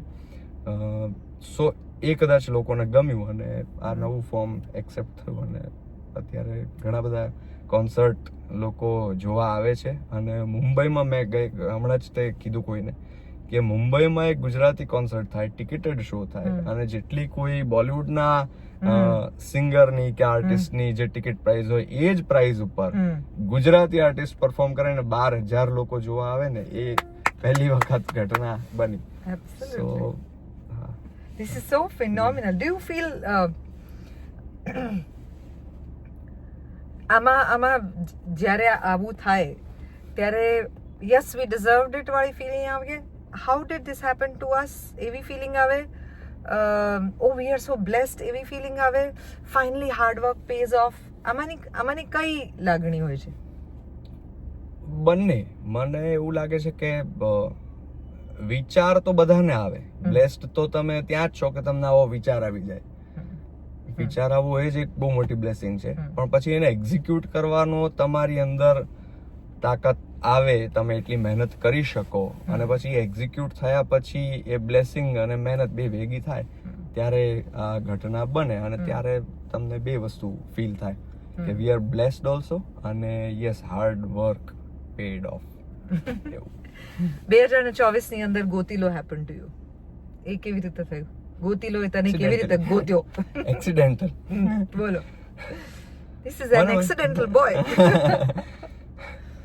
ના, ખરેખર એવું જ છે, કારણ કે મને સીધો અપ્રોચ કરવામાં આવ્યો કોક સ્ટુડિયો તરફથી કે અમે હવે કોક સ્ટુડિયોની પણ કહાની એવી છે કે હું 5th સ્ટાન્ડર્ડમાં 6th સ્ટાન્ડર્ડમાં હઈશ અને અમારા ઘરે નવું કમ્પ્યુટર આવેલું અને મારા પપ્પાએ આવીને મને કીધું કે આજે કોઈ મને મળ્યું હતું ને એમણે કીધું કે એક શો આવે છે, આદિત્યને બહુ મ્યુઝિકમાં રસ છે ને તો એને કહેજો કે કોક સ્ટુડિયો કરીને એક પ્રોગ્રામ છે, એના ગીતો બહુ સરસ હોય છે. તો એ વખતે નવું મેં કમ્પ્યુટર ઉપર કોક સ્ટુડિયોનું કોઈ ગીત સાંભળ્યું, મને એટલું બધું મજા આવી ગઈ હતી કે યાર ક્યાં બાત હે, આવું મ્યુઝિક પ્રેઝન્ટ કરવા મળે તો કેવી મજા આવે. એ ત્યારે મેં એવું વિચાર્યું. અને પછી કયું ગીત હતું કઈ યાદ છે તમને? જુગની જે બહુ ફેમસ છે, આરિફ લોહાર કરીને આર્ટિસ્ટ છે ત્યાંના, એમણે ગાયેલું છે. અને પછી કોક સ્ટુડિયોના ઘણા બધા ગીતો જેણે ઇન્સ્પાયર કર્યો મને. મારા પોતાના કોન્સર્ટમાં પણ હું ગાતો હોઉં છું, એમાં ક્યાંક ને ક્યાંક ઇન્સ્પિરેશન એ બધા આર્ટિસ્ટનું છે. સો કોક સ્ટુડિયો અપ્રોચ કરીએ જ મારા માટે બહુ આમ ડ્રીમ કમ ટ્રુ છે એવી વાત હતી. અને એ લોકો ત્યારે કોક સ્ટુડિયો ભારત જે છે એ રિજનલ આર્ટિસ્ટને અને નવા જે યંગ ટેલેન્ટ જે છે એ લોકોને લાવવાની આખી એમની ઈચ્છા હતી. સો ગુજરાતમાંથી કે તમે આવો. પછી સૌમ્યભાઈ એમ કે લખી રહ્યા છે, એટલે પહેલા તો કોક સ્ટુડિયો તે એટલી મોટી વાત હતી ને એમાં પાછું સૌમ્યભાઈ લખી રહ્યા છે ને અચિંત મ્યુઝિક આપે છે, એટલે સોને પે સુહાગા જેવી આખી વાત. તો એ આખી પ્રોસેસ બહુ અમારા માટે મજાની હતી. એ દરમિયાન હું અચિંત, સૌમ્ય સર બધા ભેગા થઈને અમે જેમિંગ કરતા, ડિસ્કશન કરતા અને એ આખું ગીત બન્યું. આખી મજાની વાત હતી. સૌમ્યભાઈ આ વખતે જ્યારે રેડ્રાસ અમારા માટે રેકોર્ડ કર્યો, પેન કર્યો, ત્યારે એના પોડકાસ્ટની અંદર મેં જે એમની સાથે પોડકાસ્ટ કર્યું છે એમાં એમણે કીધું કે Aditya was the first person કે જેણે મને સપાકરું ઇન્ટ્રોડ્યુસ કર્યો. યસ. તો હાઉ ડીડ ધેટ હેપન? એટલે અમારી આખી પ્રોસેસ ચાલતી હતી, એમાં પહેલો વિડીયો કોલ થયો કે જેમાં હું, અચિંત, સૌમ્ય સર અને જે મ્યુઝિક સુપરવિઝન કરતા હતા એ અંકુર તિવારી, અમે લોકો બધા હતા. એટલે કોક સ્ટુડિયોનું નામ પડ્યું એટલે હું તો મારું રિસર્ચ કરવા માંડ્યો હતો કે હું કયું ગીત ગાઈશ, ફોક મ્યુઝિક માંથી કઈ વસ્તુ પ્રેઝન્ટ કરવા જેવી છે. અને સીધો પહેલો જ ઝટકો ત્યાં મળ્યો કે નવું લખવાના છે. હા, નવું લખવાના છે ને અચિંતે ઓલરેડી કમ્પોઝ કરેલું છે. એટલે મારા અને સૌમ્ય સર બંને માટે એક બહુ સરપ્રાઈઝ હતું કે હવે આ ઓલરેડી કમ્પોઝ છે, એની ઉપર લખવાનું છે ને એને આખું ક્રિએટ કરવાનું છે. સો એ સૌમ્ય સરે વાત કરી હશે તમને કે એ ખાલી અચિંતે એમનામ જ તે ગાયેલું હતું જીબ્રિશ, દરેડો દરે દરેડો દરેડો દરેડો દરે દરેડો દરેડો. સૌમ્ય સરની કમાલ એ છે, એટલે હું એવું માનું છું કે આખી ગીતને દિશા એમણે આપી છે કે એ એટલા વર્ડમાં ગોતીલો નાખવું અને પછી એક આખું ખારવા ખલાસીની વાત કરવી, એ જ કરી શકે એમ. એટલે એમાં એમનો થિયેટરનો આટલો બધો અનુભવ, એમનો લખવાનો ઓબ્વિયસલી તો જબરજસ્ત એમના કાવ્યો હોય છે, પણ એ જે કરી શકવું, એક દ્રશ્ય ઊભું કરવું, એ જ કરી શકે. સો એ આખી પ્રોસેસ દરમિયાન, બનાવવાની પ્રોસેસ દરમિયાન પછી અમે મુંબઈ બધા ભેગા થયા અને ત્યારે મેં એવું કીધું કે આમાં કોઈ એક એવું એલિમેન્ટ નાખીએ કે જેથી ગુજરાતીઓ જે છે એ આની સાથે ડિરેક્ટ કનેક્ટ કરે કે હા તો આપણું એમ. એટલે જે સ્પોકન પાર્ટ આવે છે અને પછી સપાખરું આવે છે, એ મેં કીધું કે આપણે કંઈક આવું નાખીએ. અને મેં ત્યારે બેઠા બેઠા કીધું કે કારણ કે અંકુર તિવારી, અચિંતા બધાને ખબર નહોતી કે સપાખરું એટલે શું. એટલે મેં એમને સંભળાવ્યું કે ચડા આહાડી વાદળા કાળા દોવળા જંબરે શુભ દશુ ઓત રાધી માથે ઉછળા દરાર આને ઝેંગુરા મોરલા માથે વાહારી મંડાણી ઝડી એક ધારા મેઘ રાજા મંડાણી જે પાર બ્રાહ્મણ ત્રુટિયા ઇન્દ્રપાળ તાળા પાણી વાળા હાથી ઊંટ વાળા કાળા મંડાણા હિલોળા અને નગા વાળા ધક્કા ગાળા નદી નાળા ફાડી નાખા આળા માથે ઝાડા દડા ફેલી આતોળ. તો આ સમજાણું એમને એ કઈ નહીં પણ કે ये है इंटरेस्टिंग, इसको करते हैं because the rhythm is amazing ને, એટલે ભાષા સમજે કે ના સમજે એ સમજે તરત જ ચોંટે વસ્તુ. તો અને દુનિયાભરના હિપહોપ ને આમ ખિસ્સામાં મૂકી દેવું પડે તમારે, એવી પ્રકારનું રેપ છે. Yes yes. તો સૌમ્ય સરે કીધું કે યાર આ બહુ અદ્ભુત વસ્તુ છે ને આની ઉપર હું પ્રયત્ન કરું કે આપણું જે સ્ટોરી છે, આપણી જે વાત છે એને વર્ણવતું કંઈક લખાય. એટલે પછી એમણે લખ્યું કે કિનારે તો ખાલી પડે નાની નાની પગલી ને નાના એવા સપનાની રેત વાળી ઢગલી, તોફાનો તરાપ મારે હલે સાવો હાંફી જાય તોય જેની હિંમત અને આમ નહીં હાંફે એવો ખારવો ખલાસી, એવો આડનો પ્રવાસી, એવો ખારવો ખલાસી, એવો આડનો પ્રવાસી, ગોતીલો ગોતીલો ગોતીલો ગોતીલો ગોતીલો ગોતીલો. અદ્ભુત. તને સોંગ બની રહ્યું હતું ત્યારે જ ખબર હતી કે this is going to be a national phenomena? ના, બિલકુલ નહીં. ઇનફેક્ટ હું તો બહુ ડાઉટફુલ હતો આ ગીત બાબતે કે હા, કારણ કે મેં જે કોક સ્ટુડિયો સાંભળ્યું હતું ને એ મોસ્ટલી એવું હતું કે ફોક વસ્તુ હોય, એનું કંઈક મોડર્ન વેમાં રેપ્રેઝન્ટેશન હોય. આખું નવું હતું. આખું નવું હતું અને આખો થોટ જ એવો હતો કે રિજનલ મ્યુઝિક પણ મોડર્ન સાઉન્ડ. એટલે તમે એનો સાઉન્ડ જોવો તો એ બહુ જ મોડર્ન સાઉન્ડ છે, ઇલેક્ટ્રોનિક આખી વસ્તુ છે. પણ એ એમનો વિચાર પરફેક્ટ હતો કે દુનિયાભરમાં જે લોકો સાંભળે છે, ગુજરાતીઓ તો ઓબ્વિયસલી એને ગમવાનું જ, તે પોતાની ભાષામાં છે, પોતાનું ગીત છે, પણ જે ગુજરાતી નથી સમજતા એ સાઉન્ડ થી જોડાય છે. અને અચિંતની એ માસ્ટરી છે કે એ માણસ સાઉન્ડ નો જાદુગર છે. એટલે એને જે સાઉન્ડ પકડાય છે, એ જે સાઉન્ડ ક્રિએટ કરે છે, એમાં એ બહુ શ્યોર હોય છે કે આ કેવી અસર ઊભી કરશે એમ. એટલે હું બહુ આ જગ્યાએ મને એવું લાગે કે આઈ એમ બ્લેસ્ડ કે સૌમ્ય સર જેવા વ્યક્તિ, અચિંત જેવા વ્યક્તિ અને કોક સ્ટુડિયો જેવું પ્લેટફોર્મ, એમાં તમને કામ કરવાનો મોકો મળે અને એ લોકોની સાથે આટલું સરસ ક્રિએશન કરવાનો મોકો મળે, બહુ જ બ્લેસિંગ છે. હવે એ તો એ કઈ મોમેન્ટમાં તને ખબર પડ્યું કે ઓ માય ગોડ, આ તો this is like house on fire? એટલે રિલીઝ થયું એના પછી તરત જ તે સોશિયલ મીડિયા ઉપર ધીમે ધીમે તમને ખબર પડે ને કે ભાઈ આ તો એ તો ફેલ ચુકા હે, આગ લગા દી, આગ લગા દી, આગ લગા દી, એવું આપણા ટાઈમ આ ગયા, આપણા ટાઈમ આ ગયા એવું. એટલે ચારે બાજુ તમને એ જ સંભળાતું હોય. બોલિવૂડના એક્ટર્સ છે, સ્ટાર્સ છે, એ લોકો એની ઉપર રીલ બનાવતા હોય, દુનિયાભરના લોકો એની ઉપર પેલું શું કે છે એને ક્વિક સ્ટાઇલે એની ઉપર કોરિયોગ્રાફી ક્વિક કરી સ્ટાઇલે કોરિયોગ્રાફી કરી અને યુટ્યુબ ઉપર આ લોકો એવા વિડીયોઝ બનાવતા હોય છે રિસ્પોન્સ વિડીયો કે રિએક્શન વિડીયો. તો બહારના ગોરા લોકો અમારું ગીત સાંભળતા જાય ને એની ઉપર રિએક્શન આપતા જાય ને એ બધું જોવાનો મોકો મળ્યો કે આ માણસ ગાઈ રહ્યો છે, આનો અવાજ આવો છે, તેવો છે, આ બહુ સરસ વસ્તુ છે. એટલે ત્યારે આમ ખબર પડી કે ઓકે ये दुनिया में धमाका हो चुका है. એક ગુજરાતી છોકરો જ્યારે આવી કોઈ શાખ મેળવે છે, આ છેલ્લા બહુ જ લાંબા સમયની અંદર કોઈ કે ગુજરાતીએ મેળવેલી અચીવમેન્ટમાં one of the biggest achievements છે કે જેમાં તમે અનેક ભાષાના અનેક દેશના લોકો જે છે એ તમારા સુધી તમારા અવાજને કારણે તમારા ટેલેન્ટને કારણે પહોંચ્યા હોય અને હવે તમે એ બધાને સુધી પહોંચી શકતા હો. ગુજરાતીઓ માટે તો તે દુનિયામાં હવે અનેક દેશોની અંદર તારા કોન્સર્ટ્સ કરેલા છે. એમાં કેટલા અનુભવો તને નોન ઇન્ડિયન કે નોન ગુજરાતીઓના થયા છે? એમાંથી કોઈક ઇન્ટરેસ્ટિંગ તારા એક્સપિરિયન્સીસ હોય તો? બહુ બધા. એટલે ગોતીલો પછી એવું થયું છે કે ક્યાંય પણ ગુજરાતની બહાર પણ જઈએ તો લોકો ગોતીલો ઉપરથી ઓળખી જાય કે આપ તો વહી હો ને जिन्होंने ગોતીલો ગાયા. કે નોટ ઓનલી ઇન્ડિયા પણ સોશિયલ મીડિયા ઉપર યુટ્યુબમાં કે ઇન્સ્ટાગ્રામમાં બીજા કન્ટ્રીઝથી લોકોના મેસેજ આવે કે બાંગ્લાદેશથી કોઈનો મેસેજ આવે કે શ્રીલંકાથી કે કોઈ જે પણ મ્યુઝિક લવર્સ જે કન્ટ્રીઝમાં રહેતા હોય એ બધાના મેસેજીસ આવે તો આપણને એમ થાય કે આ ગીત અહીંયા સુધી પહોંચ્યું છે અને આ લોકો મ્યુઝિકના કારણે, આ ગીતના કારણે આપણી સાથે જોડાયા છે. અને પછી એ લોકો મારા બીજા ગીતો સર્ચ કરે, પછી એ લોકો ગુજરાતી બીજું સંગીત સર્ચ કરે તો આપણને એમ થાય કે વાહ, આ દુનિયા ગુજરાતી સંગીત એના સુધી પહોંચ્યું ને દુનિયા એના સુધી પહોંચી છે. એ આના કારણે થયું. પણ હા, એવા ઘણા બધા અનુભવો કે બહાર લોકો સાંભળતા હોય.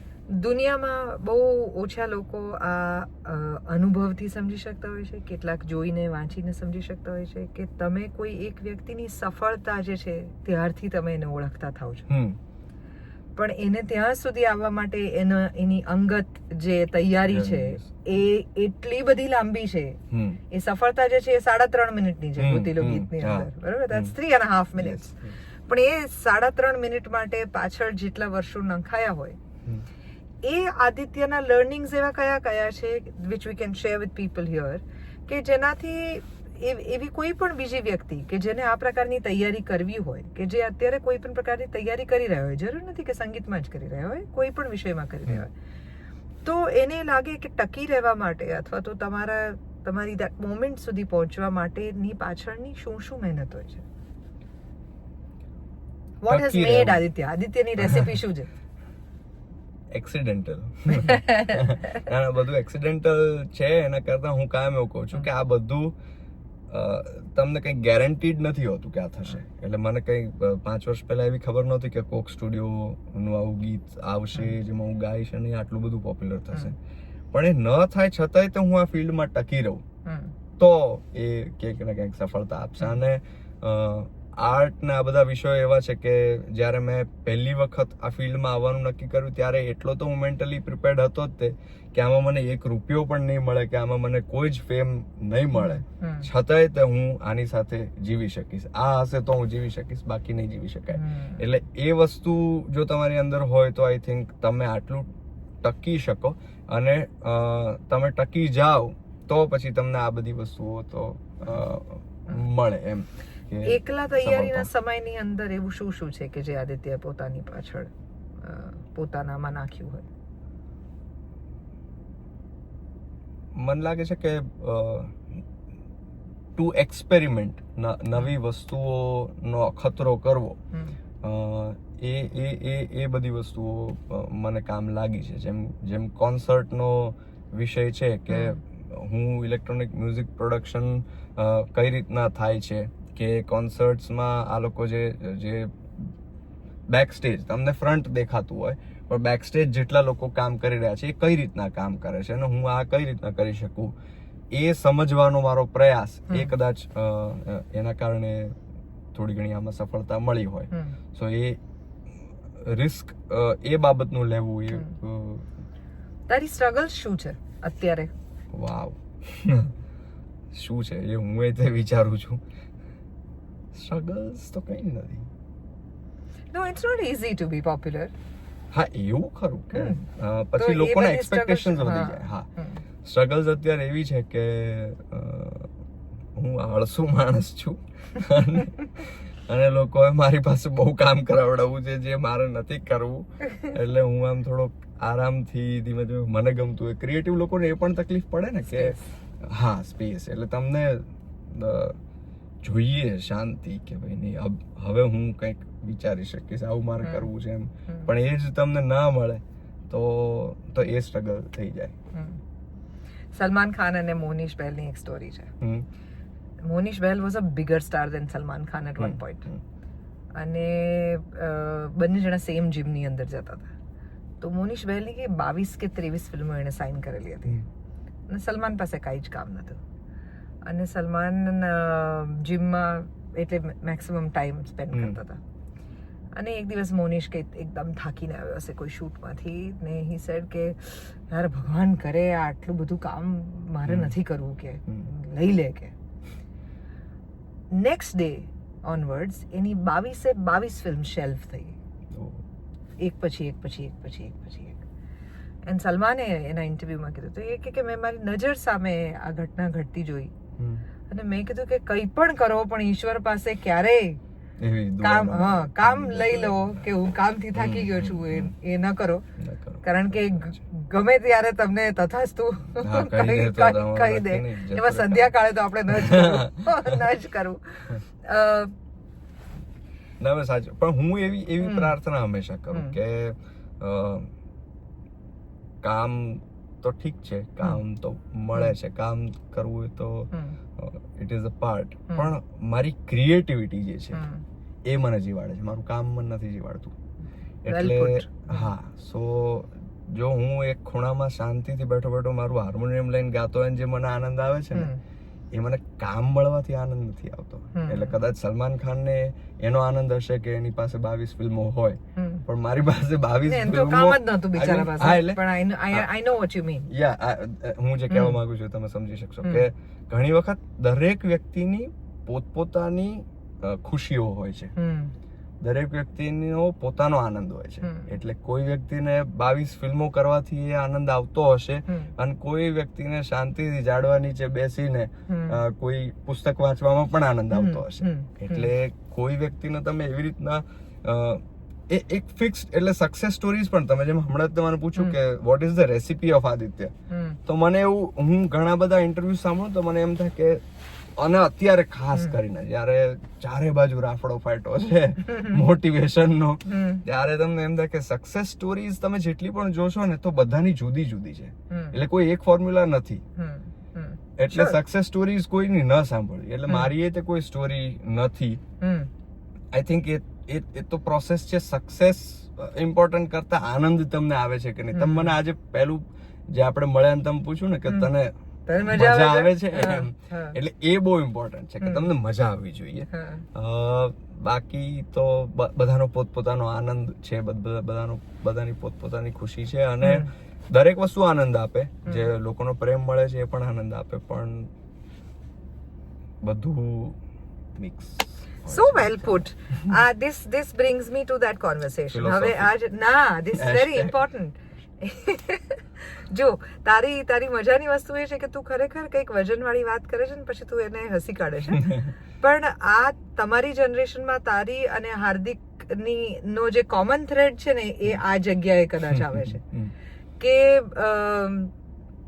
કોકે મને કીધું હતું કે આઈ થિંક નવરાત્રીમાં કે કોઈક જગ્યાએ તમે બંને જણા સાથે ગાતા હતા, અને નવશક્તિમાં પણ નવશક્તિમાં જ કે જેમાં તું હું મારો શો પતાવીને ત્યાં એમને ત્યાં ગયો હતો, અને પછી અમે લોકોએ 4 વાગ્યા સુધી તો એ સફેદ લેંગા જબ્બાની અંદર તું કઈક આમ પોપસ્ટાર રોકસ્ટાર જેવો લાગતો હતો, અને કે એટલું સરસ combination of same generation, similar upbringing, કારણ કે બંનેના પિતા જે છે તે સંગીતના ક્ષેત્રમાં રહ્યા છે, ગુજરાતી લોક સંગીતના ક્ષેત્રમાં, ખાલી સંગીતના ક્ષેત્રમાં નહીં, અને બંનેની પોતાની સિદ્ધિઓ અને યુનિક આઈડેન્ટિટીઝ છે.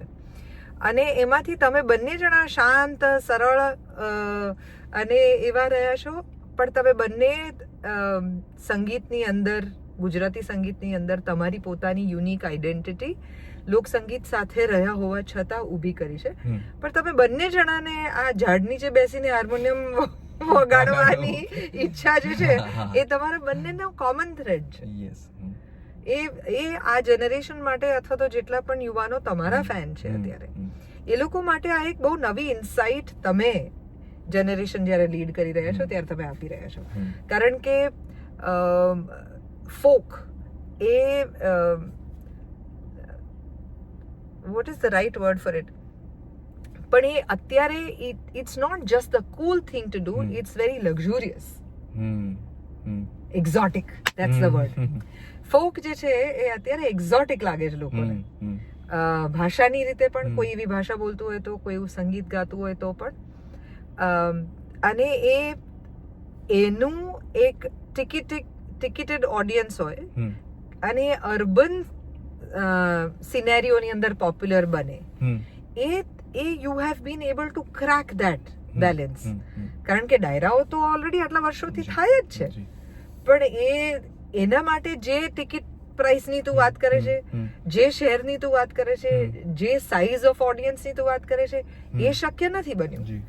તો આઈ ડોન્ટ નો, તો એ તને એના માટેના જવાબદાર પરિબળો જે છે એની અંદર શું જવાબદાર છે? એક નવો સાઉન્ડ અને નવી રીતે કોન્સર્ટ ક્રિએટ કરવી એ જવાબદાર છે. તમે લોકો એક ટાઈમે એક વિચાર સાથે આવેલા છો, આ ટાઈમિંગની બ્યુટી છે.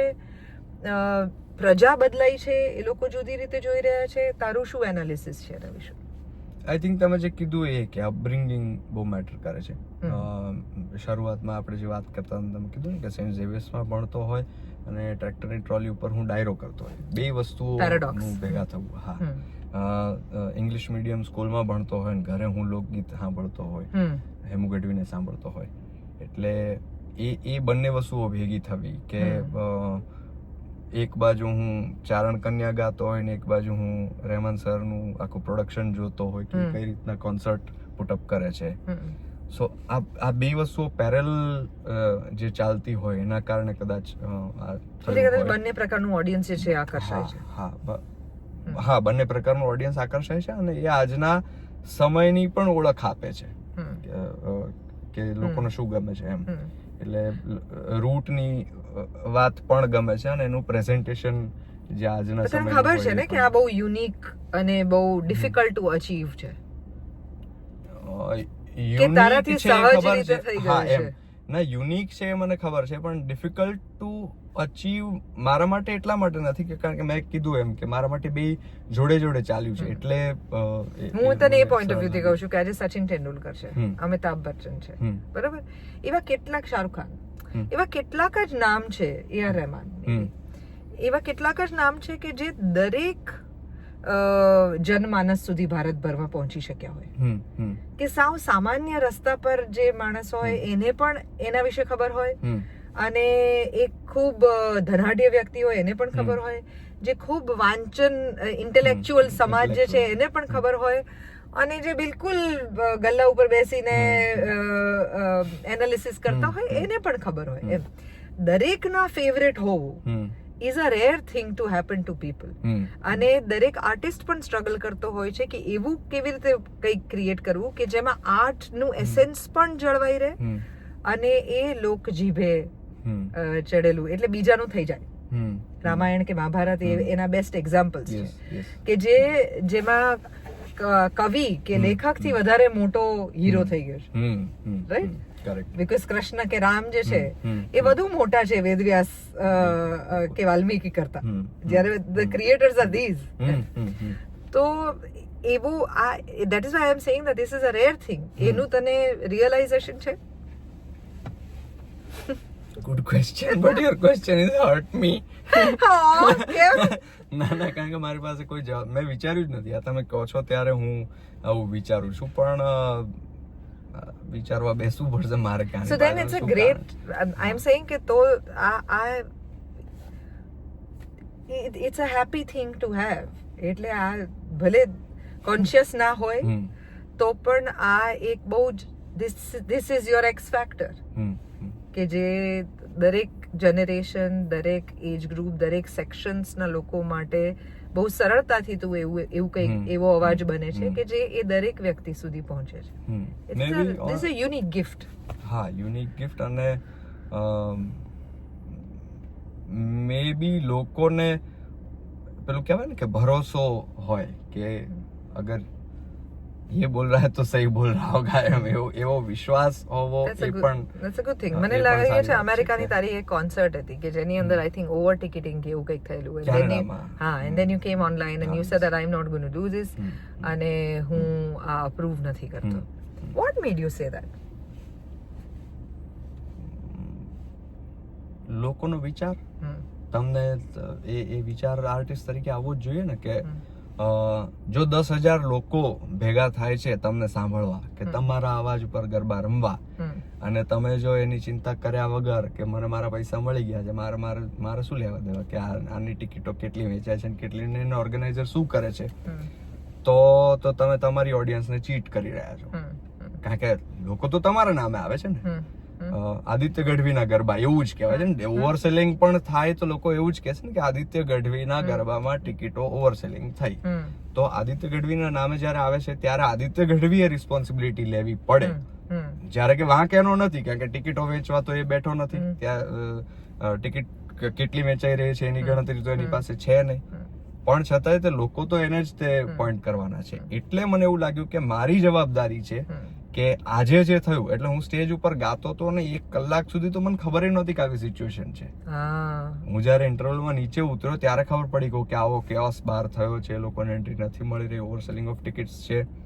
અને પછી હું સ્ટેજ ઉપર આવીને લોકો સાથે મેં વાત કરી કે તમે જો કહેતા હોય, જો તમે હા પાડો તો જ હું અહીંયાથી સ્ટેજ ઉપરથી ગાઈશ. હું છેક ગુજરાતથી તમને લોકોને આનંદ કરાવવા માટે આવ્યો છું. એટલે જો તમારી ઈચ્છા હોય તો હું અહીંયાથી ગાઈશ, અને તમે જો ના પાડશો તો હું અત્યારે જ સ્ટેજ ઉપરથી ઉતરી જઈશ. 10,000 લોકોએ હા પાડી, અને પછી મેં 12 વાગ્યા સુધી એ શો કર્યો. અને પછી મેં વિચાર્યું કે કાલે આ સિચ્યુએશન અહીંયા જો થવાની હોય, અને એવું હતું, મને ખબર પડી કે ઓવરસેલિંગ થયું છે. જો આ સિચ્યુએશન કાલે થવાની હોય તો મારે બિલકુલ અહીંયા પરફોર્મ ના કરવું જોઈએ. કારણ કે નાના બાળકો ત્યાં રમતા હોય, લોકો પોતાના પરિવાર સાથે આવ્યા હોય, કોઈ પણ એવી સ્થિતિ સર્જાય કે જેમાં લોકોને ઇવેક્યુએટ કરવાનું થાય અને સ્ટેમ્પીડ થાય કે કોઈને વાગે, કંઈ પણ થાય, તો એ રિસ્ક લઈને હું પરફોર્મ કરવા, મારું નામ કે પૈસા કમાવા માટે ત્યાં નથી ગયો. એટલે આ વિચાર આવતાની સાથે મેં સોશિયલ મીડિયા ઉપર મૂક્યું અને મેં ના પાડી કે હું નહીં કરું પરફોર્મ. જ્યારે કોઈ પણ આર્ટિસ્ટ આ પ્રકારના સ્ટેન્ડ લે છે ત્યારે એક જુદી પ્રકારનું રિસ્પેક્ટ અને જુદી પ્રકારનો વિશ્વાસ લોકોનો એની અંદર બંધાતો હોય છે. આવી એક કોન્શિયસ સમજ પણ છે તારી? હા, એ પણ છે, પણ એની સાથે સાથે ઘણો બધો વિરોધ પણ થાય. હા, એ ઓર્ગેનાઇઝર્સ તરફથી કે આવું ડિસિઝન નહોતું લેવાનું, કે આવું પણ એ તો તમે ચારણ છો ને, તો વહાં પે તો બિલકુલ એ શક્તિ તો રાખવું જ પડશે. એ શક્તિ પણ પેલે અવાજની સાથે જનરેશન્સમાં આવી છે કે ખોટું તો નહીં ચલાવું. હા, ના, બિલકુલ. એટલે એ રાખ્યું છે, અને એટલે જ તમે કીધું કે લોકોને તો જ ભરોસો આવે ને તમારી ઉપર. કલાકાર એટલે તમે ખાલી, it is not only art, તમે ક્યાંક ને ક્યાંક વોઇસ પણ છો ને લોકોનો. તમે સ્ટેજ ઉપરથી ગાઓ છો ને 10,000 લોકો તમને સાંભળે છે, એ પાવર બધાની પાસે નથી હોતો ને. એ બહુ મોટો પાવર છે. એની પણ તમને એ ખબર હોવી જોઈએ કે યુ આર રિસ્પોન્સિબલ. તમે સ્ટેજ ઉપરથી જે બોલો છો, એટલે હું એવું નથી કહેતો કે હું જે બધું બોલું છું એ હું બહુ ગ્રેટ છું કે એવું કંઈ, પણ to be aware is very important કે તમે જે સ્ટેજ ઉપર છો. How old are you? 30. તો ઘરમાંથી કઈ પ્રેશર છે? યાર આ ક્યાં. Thank you, it was nice time. Devaki સાથે આજે વાત કરીને મને ખૂબ જ મજા આવી છે મિત્રો. ફરીથી જલ્દી જ મળીશું. ધન્યવાદ. ટેલ મી, શેનું 30 વર્ષની ઉંમરે ઘરની અંદર શેનું પ્રેશર હોય? જુવાન અને સફળ દીકરાને શેનું પ્રેશર હોય? છે જ તે. તો પછી આપણે કઈ ઢાલથી નથી લેતો. એ તો આપે. હું વર્લ્ડ ટૂર ઉપર નીકળી જાઉં છું 5 મહિના. But you must have met so many fans કે જે આમ તમારાથી ખૂબ પ્રભાવિત અને પ્રેમમાં હોય એવા. ફેન્સ પ્રભાવિત અને પ્રેમમાં હોય તે બ્રેકઅપમાં વાળ નથી કપાવ્યા ને? ના, હે કે દિલ તૂટી ગયું એટલે વાળ કપાવી નાખ્યા? એવું નથી થયું? એવું કંઈ નથી થયું. ચાલો કોફી પીએ. શરમાઈ ગયો છે. ઓકે, ટેલ મી 2025 કેવું લાગે છે? 2024 જો આટલું સફળતાથી શરૂ થયું હોય, મે બી એક ડિફરન્ટ ટિકિટ પ્રાઇસ પરથી શરૂ થયું હશે ને એક ડિફરન્ટ ટિકિટ પ્રાઇસ ઉપર પહોંચ્યું હશે, એક ડિફરન્ટ ફોલોઅર્સના નંબર ઉપરથી શરૂ થયું હશે અને અત્યારે ડિફરન્ટ ફોલોઅર્સના નંબરની ઉપર હશે. આટલા દેશ જોયા હશે, એમાંથી આટલા દેશ થયા હશે, આવું બધું હશે ને કંઈક. Just give me that number, એક રેન્ડમ તારી પાસે હોય તો, કે 2024 ની શરૂઆત જે છે એ લગભગ અપ્રોક્સિમેટલી કેટલા ફોલોઅર્સ થી થઈ હતી ને અત્યારે કેટલા ફોલોઅર્સ છે? એવું તો યાર મેં હિસાબ નથી રાખ્યો. અપ્રોક્સિમેટ પણ 1 મિલિયન ની તો નીચે જ હતા ને 1 મિલિયન ઉપર હવે હું પહોંચી ગયો છું ઇન્સ્ટાગ્રામમાં ગણીએ તો. કેટલા નવા દેશો અથવા તો કેટલી નવી ટૂર્સ આ વર્ષે કરી? ઓવરઓલ જ કેટલા શોઝ કર્યા આ વર્ષની અંદર? હા, ઓવરઓલ બહુ જ થયા, પણ આટલી કન્ટિન્યુઅસ મેં ટૂર નહોતી કરી 2024 પહેલા. આ વખતે હું 5 મહિના બહાર રહ્યો, એટલે America, Canada, Australia, UK, New Zealand, આટલા દેશ ફર્યો અને ઓબ્વિયસલી ભારત તો ખરું જ તે, પણ એટલે બધા જ તે શોઝ કરીને બધું જ થઈને 5 મહિના હું કન્ટિન્યુઅસ એમાં રહ્યો. એટલે આટલું બધું મેં કોઈ દિવસ કર્યું નહોતું. बहुत काम करा लिया है बच्चे को, अभी फ्रीडम चाहिए. ઓકે, 2025 કેવું લાગે છે? શું જોઈએ છે 2025 માં? એ તો ખબર નહીં પડી ગયો તમને અત્યારે હું જે કહું છું એની ઉપરથી. એ તો કોકને શું જોઈએ છે એની વાત છે, તારે શું જોઈએ છે? મારે એ જ જોઈએ છે કે હું જે રીતના એક આર્ટિસ્ટ તરીકે ક્રિએટિવલી કંઈક પ્રેઝન્ટ કરવા માંગુ છું, એ મંચ મને મળે, એ મોકો મને મળે. એ અત્યારે તારી પાસે નથી? ના ના, છે, પણ આઈ મીન અત્યારે એવું થાય છે કે વ્યસ્તતા વધી જાય છે એમ. એટલે જેમ કે હું 5 મહિના શો કરતો હોય તો બેક ટુ બેક મારે એમાં જ તે ફોકસ રહેવું પડે. જ્યારે કે મને એવું ગમે છે કે હું કોન્સર્ટ પણ કરું તો કંઈક નવું લઈને આવું, કંઈક પ્રેઝન્ટેશનમાં હું ડિફરન્ટ કરું. જેમ કે મેં જ્યારે શરૂઆત કરી તો આ છેલ્લા 3 વર્ષમાં અમે જે કોન્સર્ટ પરફોર્મ કરીએ છીએ એમાં થોડું અમે પણ ડેવલપ કર્યું છે અને રીડિઝાઇન કર્યું છે, અને હવે મારે પણ એ વસ્તુને કંઈક નવા લેવલ ઉપર લઈ જવી છે. હું કંઈક ડિફરન્ટ કરવા માંગુ છું. સિમિલરલી મારા મ્યુઝિક વિડીયોઝ જે હું બનાવતો હોય એમાં પણ હું કંઈક નવું સંગીત સાથે એક્સપેરિમેન્ટ કરવા માંગુ છું, કોઈક નવી રીતના મ્યુઝિક વિડીયોઝ પ્રેઝન્ટ કરવા માંગુ છું. એ મોકો મળે એટલે કોઈક બિગ લર્નિંગ 2024 નું કે જે તને એવું લાગતું હોય કે this is a life changing learning, આ હું શીખ્યો 2024 માં? કે દુનિયા ફરવી જોઈએ, લોકોને મળવું જોઈએ. જેટલું તમે વધારે લોકોને મળો, દુનિયા જુઓ, એનાથી ઘણા બધા ચેન્જીસ તમારી અંદર વ્યક્તિ તરીકે અને આર્ટિસ્ટ તરીકે તો ખાસ આવે છે. એટલે મુસાફરી જે છે એ તમને travel changes you as a person and as an artist also. This is going to be wonderful. મને તો એવું લાગે છે તારું 2024 કરતા 2025 હજી વધારે સફળ, અને એના આવનારા વર્ષો ઘણા વધુ સફળ જશે જ જશે. પણ એક વ્યક્તિ તરીકે તારી અંદરના જે અંગત બદલાવો હશે એ પણ it will be interesting to watch where your journey is going to go. Thank you. I am also looking forward to it. Looking forward to it and excited. અને હવે તો કોફી પીવડાવો. ક્યાં ના વાતો કરાવડાવો છો. ચાલો હવે સૂર્ય સરસ મજાનો છે એ દેખાડી દો લોકોને. સૂર્ય દેખાડ્યો પછી આપણો ગુજરાતી ચાંદો. નામ તો આદિત્ય છે. એ તો બાય બાય. બાય.